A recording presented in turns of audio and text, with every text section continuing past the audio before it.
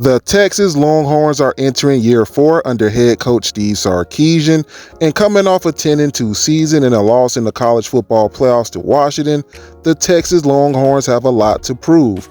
Also, Texas will be entering year 1 in SEC play while losing a lot of talent to the NFL draft, a la T'Vondre Sweat, a la Xavier Worthy. But today on Tater Too Real, I'm going to keep it too real on why I believe the Texas Longhorns will still make the college football playoffs. Stay tuned.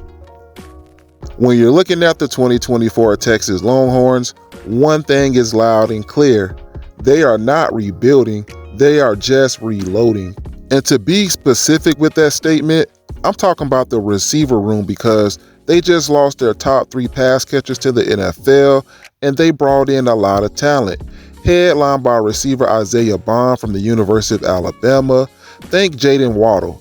Explosive, fast, can make the big plays. Also, they brought in Silas Bowden from Oregon State. Also, they brought in Matthew Golden from the University of Houston. They have a DeAndre Moore. They had a Ryan Wingo who had a great spring game. Also, they have a Jonte Cook. So they have a lot of guys, Ryan Neblett. They have a lot of guys who can come in and not only do as good as the receivers from last year, but do better in my opinion, because Jonte Cook is an absolute sleeping giant. He's very talented. He's very polished in my opinion. Also, you have a guy in Ryan Wingo who is just a freshman, had a great spring game. So that receiver room is going to be very, very good this season. But the guy who is in charge of getting all these guys to football is quarterback Quinn Ewers, who is entering year 3 of college football. Last season, Quinn Ewers passed for 3,479 yards, 22 touchdowns, and 6 interceptions. Quinn Ewers is looked at a guy that can go top 3 as far as the quarterbacks. I don't know if he's going to be the first quarterback, the second quarterback, or the third quarterback. It's out of him, Shedeur Sanders, and Carson Beck. Right here, right now, today, I would probably say Shedeur is going to go number 1 as far as quarterbacks. Number 2 is probably going to be Quinn Ewers. And number 3 is going to be Carson Beck. But this season can change all of that. Texas will be playing in the SEC. Quinn Ewers will be on a lot more bigger stages, so he can change all of that with a great season. Now back to the video. And at running back, Texas will be headlined by Jaden Blue and CJ Baxter. At tight end, they will be headlined by Gunnar Helm and Jawan Davis. Also, they have tight end transfer Armani Nyblack. Also, the offensive line will be returning 4 starters, headlined by offensive tackle Kelvin Banks Jr. So all in all, this Texas offense is going to be very, very explosive. I do not expect them to have a drop off from last season, but I cannot move on to the defense until I give Arch Manning one big ass shout out, man. Shout out to Arch Manning for ignoring the negativity. I'm pretty sure there were a lot of people in his ear probably telling him he should transfer. Why is he sitting 2 years? He's a Manning. He should be starting. But he is staying put at the University of Texas. So all of that is really telling me he has a lot of trust in head coach Steve Sarkisian. So shout out to Arch Manning. Also, according to 247sports.com, the Texas Longhorns are sitting at number 5 for the 24 recruiting rankings, and currently right now for the 25 recruiting rankings, the Texas Longhorns are sitting at number 19. I expect them to finish in the top 10, top 5 once again, because we all know that money is not a problem at the University of Texas. Now let's talk about the defense.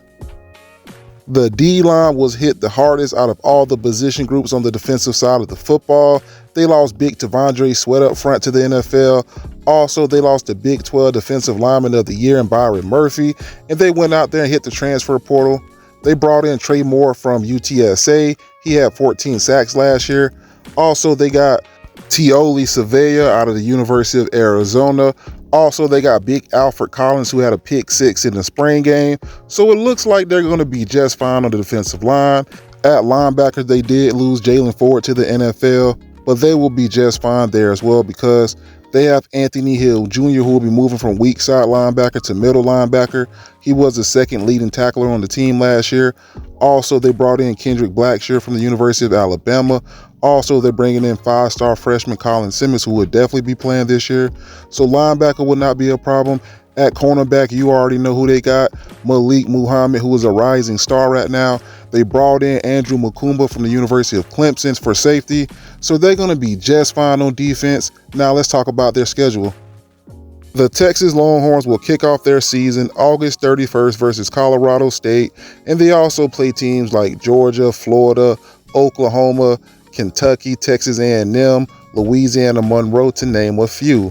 And in my honest opinion, they're definitely going to lose to Georgia. Michigan, I'm kind of 50-50 on. Also, I got to see more from Texas A&M. They have a lot of talent. Let's see if Mike Elko is the right coach. But besides that, I can honestly see Texas going 10-2.